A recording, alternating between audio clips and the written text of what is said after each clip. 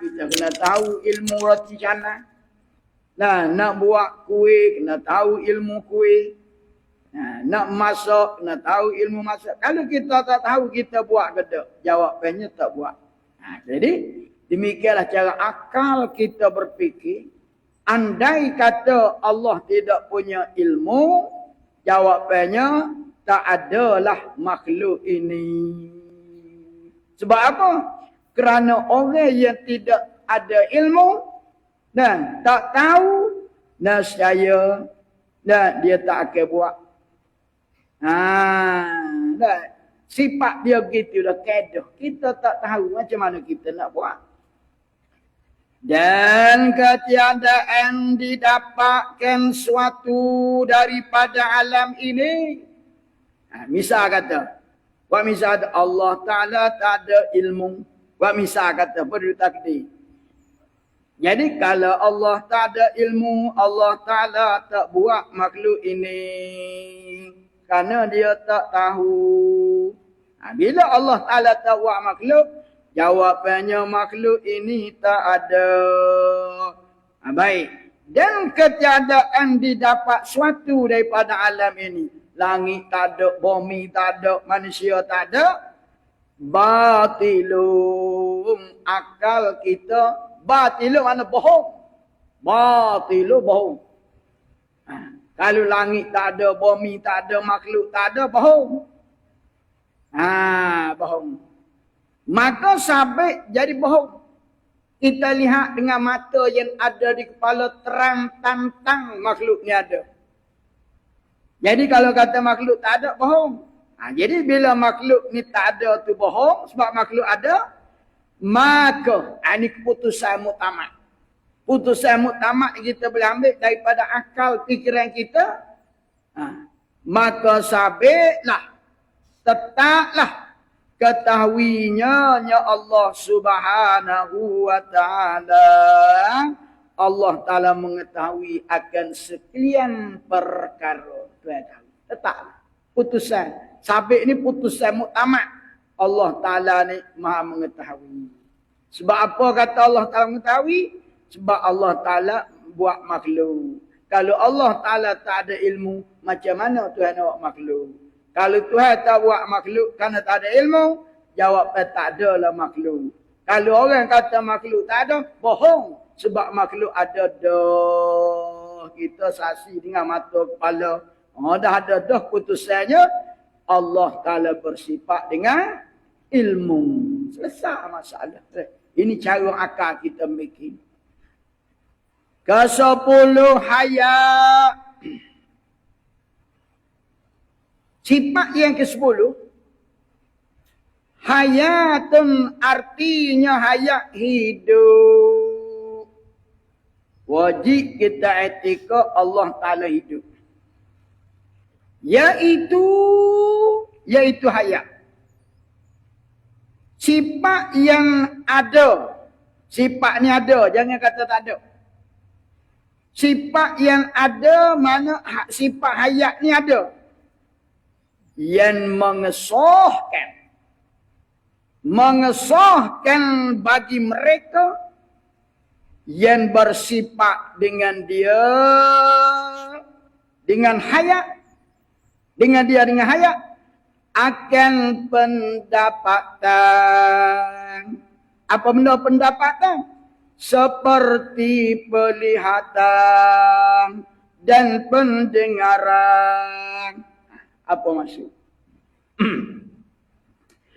Jadi sifat yang 10 wajib di atas kita muslimi-muslimat. Beriktikad dalam hati masing-masing.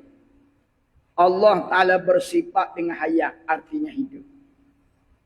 Maka sifat hayat ini suatu sifat yang mengesahkan, yang mengesah bagi mereka yang bersifat dengan dia dengan hayat. Mengesah apa? Mengesah akan bersifat dengan penglihatan, bersifat dengan pendengaran. Apa tadi? Apa maksud mengesah? Yang ni mengesah pada fikiran akal. Yang mengesah, yang ni menjadi sah. Mengesah ni mana jadi sah, jadi sahih. Pada fikiran akal kita, lagu mana cara kita fikir? Kalau Allah tidak ada hayat. Buat misalnya. Buat misalnya. Kalau Allah tidak punya hayat. Maka ilmu nak ada tidak boleh. Itu dia kata nak mengesah. Allah bersifat dengan ilmu. Betul kata betul? Betul sebab Allah hidup. Nak mengesah kata Allah sifat ilmu, mesti Allah tidak. Nampak tu? Mengesahkan Tuhan tu mendengar. Oh memang pasal dia hidup. Kalau orang mati boleh ke? Dia kata mengesah. Nak meluluskan. Kata Allah ni bersifat dengan pelihat, sifat basar, pendengar, sifat samuk. Nak sah kata Allah mendengar, melihat, semestinya Allah hidup. Jadi, maknanya sifat hayat ni suatu sifat yang mengesah pada fikiran akal. Pada fikiran akal kita, kalau Allah, ni cara kita mikir. Kalau Allah tidak, kalau Allah tidak hidup. Maka Allah tak ada ilmu. Macam mana orang mati ada ilmu? Nampak tak? Kalau Allah tidak ada hayat, maka Allah tak ada ilmu. Maka kita belajar dah. Sifat ke-9, Allah ada ilmu. Dalil kata tu ada ilmu. Sebab Allah pandai buat makhluk. Ni kita tengok dengan mata kepala. Makhluk ada. Tuhan buat. Dalil kata Tuhan tak ada ilmu. Kalau tak ada ilmu macam mana nak buat makhluk? Baik. Bila Allah ada ilmu, maka Allah Ta'ala buat makhluk. Adakah patut? Ni cara kita mikir. Mikir akal. Adakah patut Allah tidak hidup? Tidak bersifat hayat. Patut kok? Allah ada ilmu, tapi Tuhan tidak hidup. Patut kalau begitu? Patut kok? Oh, Allah tu mati, tapi dia ada ilmu. Patut kok gitu? Ni kata nak mengesah ni. Jadi kalau Allah ada ilmu, patutkah Allah itu tidak ada hayat? Mana Allah Ta'ala tu mati. Maka akal kita, pikiran akal kita, maka akal kita tidak terima. Tak boleh terima. Akal kita tak terima. Kalau Allah tidak hidup, boleh buat makhluk. Boleh terima tak? Siapa buat makhluk ni? Allah. Allah hidup ke mati? Mati. Akal tidak boleh terima kalau Allah tu mati boleh buat makhluk. Itu cara mikir. Dari nampak dia. Maka nak mengesahkan Allah ada ilmu, Allah ada, Allah mendengar, Allah melihat, Allah kuasa, Allah mengenaki. Nak mengesahkan sifat ma'ani sani, semestinya Allah ada sifat hayat. Kalau Allah tidak hidup, macam mana Tuhan nak ada kudrat? Macam mana Tuhan nak ada iradah? Macam mana Tuhan nak ada ilmu? Macam mana Tuhan nak ada sama? Macam mana Tuhan nak ada bahasa? Macam mana Tuhan boleh bercakap? Kalau Allah Ta'ala mati, maka dengan sebab Allah Ta'ala hayat itulah mengesahkan Allah bersifatnya kudrat, iradah, ilmu dan sama bahasa kalam. Dia kata mengesahkan. Apa? Sah Tuhan ni mendengar. Sebab apa kita kata sah? Allah hidup. Sahih Tuhan ni berkata-kata. Kenapa? Allah hidup. Sahih Allah Ta'ala Maha Kuasa. Kerana Allah hidup. Ini yang kata mengesahkan. Nak mengesahkan. Nak meluluh kata Tuhan ni. Tiada ilmu. Semestinya Tuhan tu hidup. Kalau Tuhan ni mati, macam mana Tuhan nak ada ilmu? Macam mana Tuhan nak ada kuasa? Macam mana Tuhan nak mendengar? Macam mana Tuhan nak melihat? Macam mana Tuhan nak berkata? Kalau Allah tu mati. Maka sebab Allah bersifat dengan ayat itulah sahih Tuhan mendengar, sahih Tuhan melihat, sahih Tuhan berkata, sahih Tuhan maha kuasa, sahih Tuhan tu mengenali. Kata mengesah. Nak mengesahkan. Dan hidupnya Allah. Kita kena etika. Dan hidupnya Allah. Kalau orang tanya Tuhan hidup ni dengan apa benda? Dan hidupnya Allah itu tiada dengan roh dan nafas. Allah hidup bukan dengan roh dan nafas. Walaupun roh yang qadim sekalipun tidak. Takut ada kata, Tuhan pada nyawa juga. Tapi nyawa Allah tu qadim. Kita tidak qadim. Tak. Allah Ta'ala hidup bukan dengan nyawa.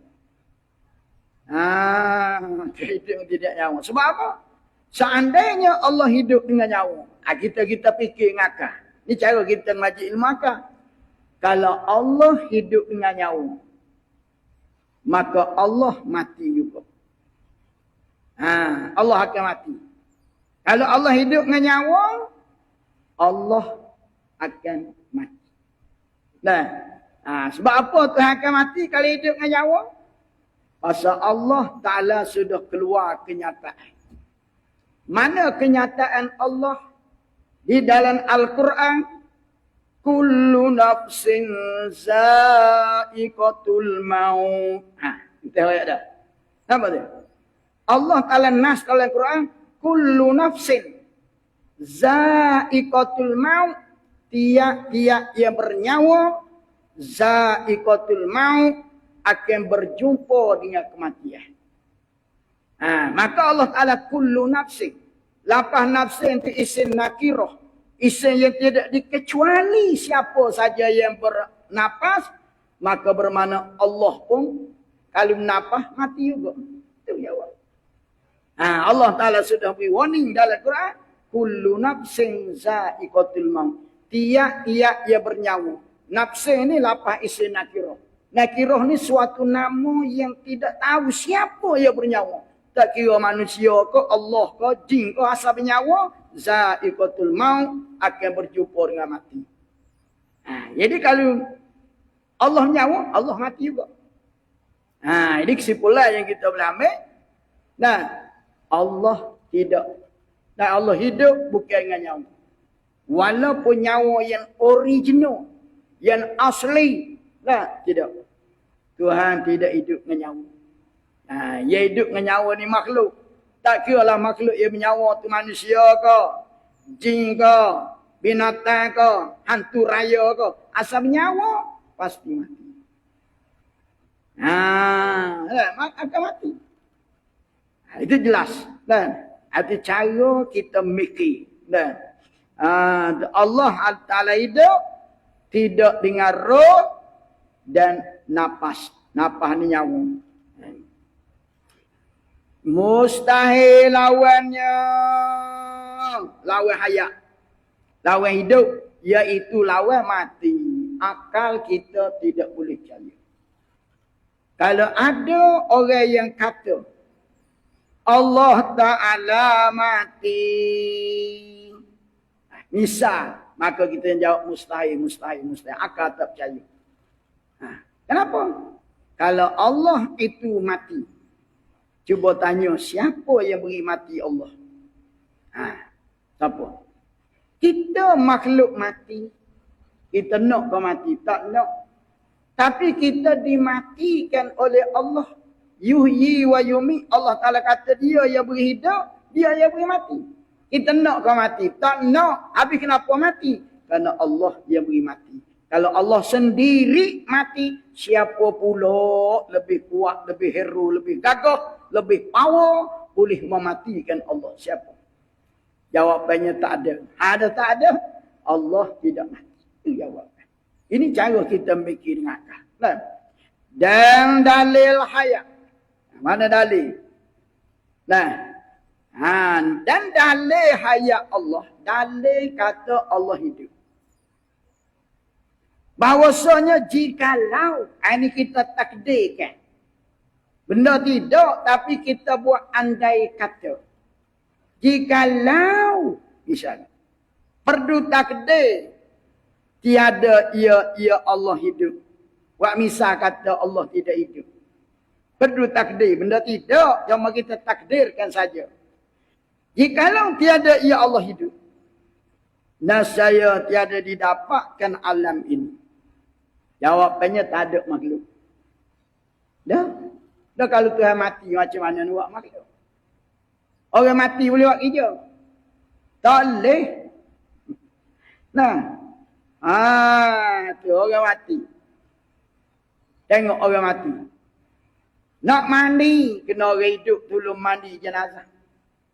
Nak kapang, kena orang hidup tolong kapang. Tak boleh nak mandi sendiri. Kerana jadi mayat. Tak boleh nak kapang sendiri. Tak boleh.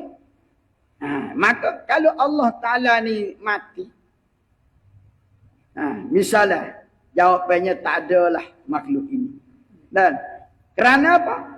Kerana mereka yang mati itu tiada kuasa memperbuatkan suatu. Orang mati tak boleh buat apa benda. Baik. Bila Allah Ta'ala ni tidak mati. Bila kalau orang mati. Kalau Allah mati. Allah Ta'ala tak boleh buat makhluk. Kalau Allah Ta'ala tak boleh buat makhluk. Batil. Bohong. Kerana kita saksi. Dengan mata kepala makhluknya ada. Baik. Maka sabitlah. Maka ni keputusan. Jawapan. Jawapan kepada jikalau Tuhan mati. Tak boleh buat makhluk. Sedangkan makhluk ni ada. Maka. Anak jawab jikalau ni. Maka sabitlah hidupnya Allah Subhanahu wa ta'ala. Sabit mana tetaplah. Jadi kesimpulannya apa? Kesimpulan daripada sifat hayat. Kita nak ambil sebagai rumusan pegangan. Wajib kita i'tiqad muslimin muslimat. Allah Ta'ala hidup. Wajib kita i'tiqad. Allah Ta'ala hidup. Maka Allah hidup bukan dengan nyawa. Ingat baik-baik. Kalau ada orang kata Allah hidup dengan nyawa, mustahil. Wajib kita i'tiqad Allah hidup bukan dengan nyawa. Kenapa? Kerana nyawa itu adalah suatu benda yang boleh diasing daripada tubuh badan. Makna nyawa ni satu zat, tubuh badan kita ni satu zat. Maka nyawa dengan tubuh boleh asing ke tak? Boleh. Orang mati itu kerana diasingkan nyawa daripada tubuh. Kenapa tu? Biar apa? Nyawa ni satu zat. Tubuh badan satu zat. Maknanya tubuh kita ni ada dua zat. Satunya zat badan, darah, daging, tulang. Yang keduanya zat nyawa. Maka nyawa duduk dalam tubuh kita. Bila mati, malaikat cabut nyawa kita daripada tubuh. Mana nyawa ni boleh diasing. Menunjuk nyawa tu lain, tubuh badan tu lain. Lain-lain. Nyawa dengan tubuh badan ni zat yang berlainan. Nyawa satu zat, tubuh badan satu zat. Bila kita mati, maka nyawa kita diambil oleh malaikat. Tubuh badan kita dimakan oleh ulat. Itu jawapan. Siapa yang mengambil badan kita bila kita mati? Badan kita akan dimakan oleh ulat. Nyawa kita dipegang oleh malaikat. Jadi nyawa dengan zat ni boleh diasing. Maka nyatalah kita sekarang ni ada dua zat. Kita ni ada dua zat. Satu zat badan, zat tubuh. Ini habuan ulat bila kita mati. Yang kedua, zat nyawa. Zat nyawa ialah habuan malikul maut. Malikul maut akan ambil nyawa kita. Jadi seandainya kalau Allah Subhanahu Wa Taala bernyawa, hidup dengan nyawa, maka sudah tentu Allah Taala serupa dengan makhluk. Makhluk bernyawa, Allah bernyawa. Serupa? Serupa. Ya, serupa.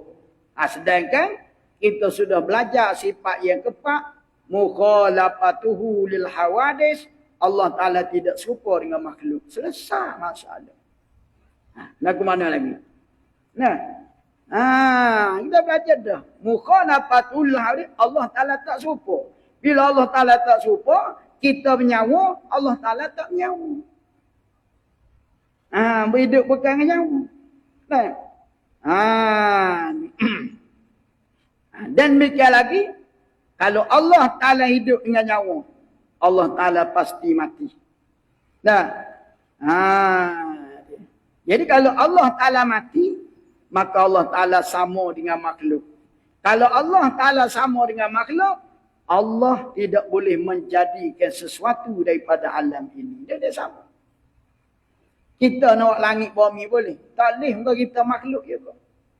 Langit bumi makhluk, kita makhluk. Biar apa. Jadi, jelas pada kita yang kita boleh ambil, kita boleh pegang, kita boleh simpul, iaitu Allah bersifat dengan hayat. Kalau kita tanya, Allah Ta'ala hidup dengan apa? Kita kena jawab, Allah hidup tidak dengan nyawa. Selesai masalah. Kalau tanya kenapa tidak dengan nyawa? Kita jawab, Allah bersifat dengan mukhalafatu lil hawadith. Allah Ta'ala tak serupa makhluk, maka jangan dicari nyawa. Tuhan tak serupa. Tuhan tak serupa. Jangan duk banding dengan kita. Sifat yang ke-11 sama. Artinya sama mendengar. Wajib kita kena etika Allah mendengar.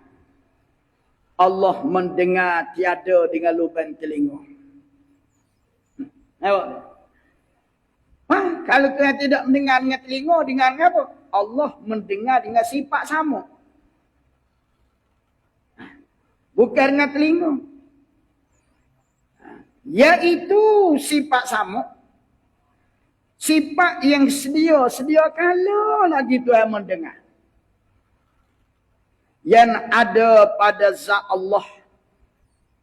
Yang mana mendengar ini, sifat sama ni, yang terbuka dengan dia, dengan sifat sama.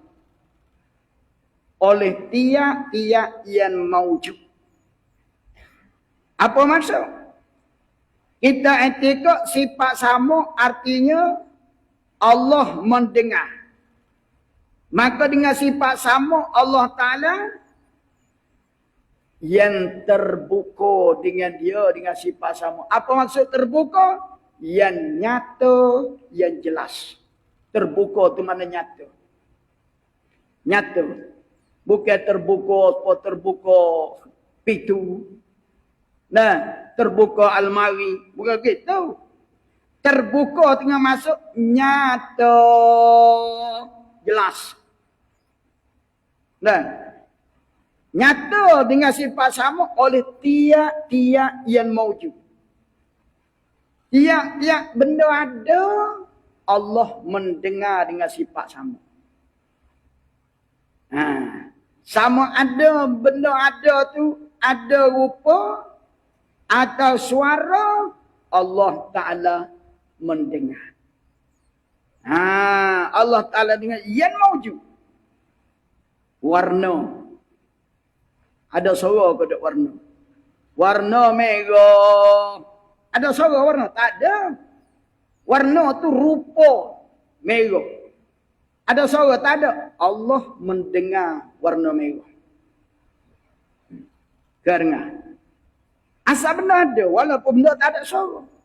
Macam mana tak ada suara boleh dengar? Tu kita. Kita tak ada suara mana boleh dengar. Tak ada suara pun kadang-kadang tak dengar lagi. Orang cakap. Popek. Gapo? Popek. Gapo? Duk tanya. Gapo. Kalau orang tu cakap habis kuat dah. Kalau ada suara pun kadang-kadang kita tak dengar. Allah Ta'ala bisa mendengar warna yang tak ada suara tu dengar. Dan suara. Ada suara seperti suara burung ketiti. Allah dengar. Warna tak ada suara. Tuhan dengar. Nah. Dan rasa. Ada suara ke rasa? Tak ada. Contohnya. Rasa panas. Misalnya kita setuh api Kita setuh api. Alah panasnya. Ada ke tak panas? Ada. Kalau tak ada. Tak panas. Baik. Allah mendengar panas tu macam mana. Kita tak boleh dengar, kita rasa je. Panasnya, sejuknya. Kita dengar ke panas? Dengar ke sejuk? Tak dengar. Allah mendengar. Ini ni. Sifat pendengar Allah ni. Allah mendengar tiap-tiap yang maujud. Warna, suara, rasa dan bau pun Tuhan dengar. Bau. Minyak wangi. Alah, sedapnya bau. Allah bisa mendengar bau. Dan bau. Sedap wangi bau. Allah mendengar bau. Kita tengok kan. Tuhan dengar bau tu macam mana. Jadi atas jalan Allah mendengar tiap-tiap benda yang ada. Atas jalan meliputi. Atas jalan meliputi semua. Tidak kata Allah Ta'ala tahu ni 50%. Semua meliputi. Maka mendengar Allah akan segala yang didengar dan segala yang dilihat. Allah mendengar suara burung ketiti. Dan Allah mendengar benda yang dilihat. Contohnya warna. Warna putih tak ada suara. Tapi Allah mendengar warna putih. Tiap-tiap benda yang ada. Mustahil lawannya. Lawan mendengar. Iaitu lawan. Tuli. Tuli. Mustahil Allah Ta'ala tuli. Cuba kita fikir. Kalau Allah Ta'ala tuli, Allah Ta'ala tak boleh buat makhluk. Kenapa tu tak boleh buat makhluk? Kalau Tuhan tuli, boleh kau tak buat makhluk? Tak boleh. Sebab apa? Tuli ni satu sifat kekurangan. Kau orang kata sebenar. Tuli ni sebenar kata. Ada kau orang sebut, dia tu telinga tak dengar sempurnanya. Telinga dia tak dengar. Tak ada. Tentu orang kata kekurangan, cacat, kau gapo. Orang tak kata sebenar. Kalau tuli, orang kata kurang. Jadi baik, kalau Allah Ta'ala tuli, bermakna Allah Ta'ala bersifat dengan kekurangan. Apa dia? Tuli. Tuli ni kekurangan. Baik. Kalau Allah Ta'ala tuli, Allah Ta'ala bersifat dengan kekurangan, Allah Ta'ala tak boleh buat makhluk. Sebab apa? Allah tak boleh buat makhluk. Allah Ta'ala nak menolak sifat tuli yang ada pada dia pun tak mampu. Macam mana nak melaksanakan makhluk. Nak mencipta makhluk. Tak. Ini cara kita mikir. Bila tuli-tuli ni lemah. Kekurangan. Bila kurang tak mampu. Ibarat kalau kita sakit. Kita sakit, kita duduk di atas katil hospital. Tangan kita sakit, kena stroke. Contoh orang kena stroke. Kita ambil 2 biji buah apple. Contoh. Satu biji buah apple kita letak dekat kepala. Satu biji buah apple kita letak di bawah katil. Mampukah orang kena stroke nak ambil buah apple bawah katil buat naik atas?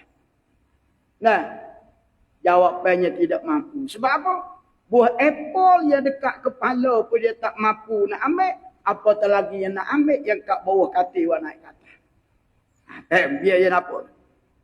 Nah, buah apple dekat kepala pun dia tak boleh nak ambil pasal dia stroke. Bagaimana nak ambil buah apple yang duduk bawah katil? Maka demikianlah kalau Allah Ta'ala tuli. Bagaimana Allah Ta'ala nak buat makhluk? Nak buang penyakit tuli pun tak mampu. Maka kesimpulannya, Allah Ta'ala mendengar. Dengan sifat sama. Mendengar dengan sifat sama. Adalah pada kita. Allah Ta'ala mendengar bukan dengan lubang telinga. Kita. Kita dengar dengan telinga ke dengar dengan apa? Itu fikir. Boleh jawab ke tak tu? Kita ni mendengar dengan telinga ke dengar apa? Jawapannya, kita makhluk mendengar dengan sifat pendengaran Allah letak di telinga. Baik tu, biar apa tu? Sifat pendengaran Allah Ta'ala letak di telinga kita. Maka orang bercakap, manusia mendengar dengan telinga. Tidak salah. Hakikatnya manusia bukan mendengar dengan telinga. Mendengar dengan sifat pendengaran Allah letak di telinga. Kalau kita manusia ni mendengar dengan telinga, orang tuli ada ke tak telinga? Ada. Orang tuli. Ada. Kenapa dia tuli? Ini menunjuk. Nah, kita mendengar bukan dengan telinga. Mendengar dengan sifat pendengaran Tuhan letak di telinga. Alat mendengar Tuhan letak di telinga. Bila Allah Ta'ala tarik sifat pendengar, walaupun telinga kita lebar apa telinga gajah pun, kita tak bisa mendengar. Semua orang tuli tak ada telinga. Habis kenapa dia tak dengar? Kerana alat untuk mendengar Allah Ta'ala tak beri. Walaupun telinga dia cantik pun dia tak bisa mendengar. Itu jawapan. Ada apa Allah Ta'ala mendengar dengan sifat sama? Bukan duduk di telinga, bukan duduk di kepala, bukan duduk. Kita ni Allah Ta'ala jadi alat pendengaran Tuhan letak di telinga. Maka orang cakap manusia mendengar dengan telinga. Tidak salah. Tapi hakikatnya kita manusia bukan mendengar dengan telinga. Mendengar dengan alat pendengaran. Allah Ta'ala letak alat mendengar di telinga. Bila Allah Ta'ala tak kasih kita alat, maka tak akan dengarlah telinga kita. Walaupun telinga kita besar pada telinga gajah sekalipun. Tak boleh. Yang nampak? Ada? Baik. Jadi, mustahil Allah Ta'ala bersifat dengan tuli, mustahil. Dan Allah Ta'ala tidak tuli. Berbeza dengan kita, ada yang mendengar, ada yang tuli. Kadang-kadang hak dengar pun boleh jadi tak dengar. Bukan semua kita dengar. Dia cakap elok-elok, tak dengar lah. Walau orang cakap tu kuat dah, pakai mikrofon, pakai alat pembesar suara. Tak dengar lah orang azan. Orang lain dengar belakang dia tak dengar. Itu menunjuk manusia ni bersifat dengan kekurangan.